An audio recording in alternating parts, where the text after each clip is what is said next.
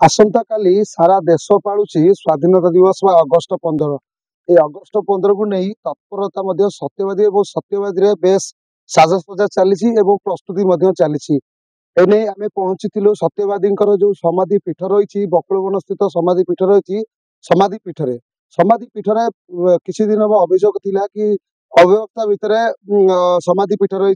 जो अवहेलित अवस्था पड़ी पंचसखा समाधि पीठ बर्तमान अवहेलित से निशाखर आड़ास्थली पलटि राति पाइले जेहेतु राति पाइले स्वाधीनता दिवस तो काली आसंता काली सारा ओडिशार नेता बा सारा जिलार नेता ये छुट्टी आसवे श्रद्धांजलि जनापी एने कौन रही स्थिति एवं कौन जो परिस्थिति देखू आम सीधा सड़क देखू जो चित्र एवं भितर जो रही अवस्था रही सीधा सड़क चित्र देखू कौन भाई भाव में जराजीर्ण अवस्था पड़ रही आप देखुवे जो जरना उद्धार जो पूर्ण उद्धार जो किसी आर्थिक मंजूर राशि होती ही पूर्व इयु सेमती पड़ी अच्छी एवं जो भाई अवस्था बर्तमान पड़ी राति पाइले काली एटिकी पूरा जो राज्य स्तर नेता हूँ जिला स्तर नेता हूँ छुट्टी आसवे कि कौ भाई भाव अव्यवस्था भितर पड़ रही स्थानीय प्रशासन बारंबार देखुंत कि कहीं अणदेखा कहीं अवस्था पड़ी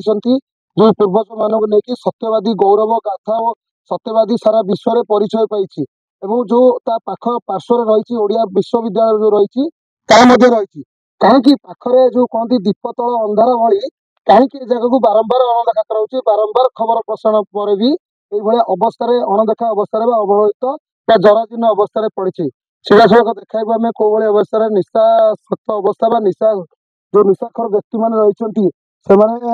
निशा सेवन कर कौ भाई भाव में जो क्लोरोक्स बोतल हो ग्लास हो पानी बोतल हो ठिपी अन्य डिआसिली एवं अन्यपटे कहवा जो जो गाई गोरु मैंने भितर पशुंट अन्यपटे जो जो मैंने रोचे झाड़ा फेरवा सहित महिला जो महिला की जो महापुरुष मानक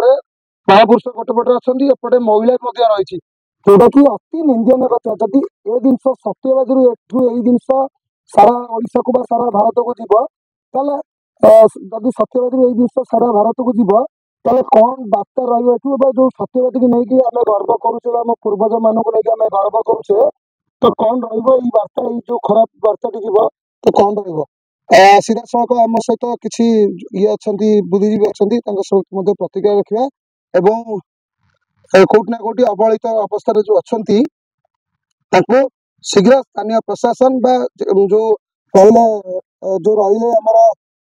वर्तमान सरकार पूर्व सरकार जो अवहेलित अवस्था वर्तमान सरकार सुधार चेष्टा करेंगे। सत्यवादी देव बेहरा रिपोर्ट ओडिशा भास्कर लाइव।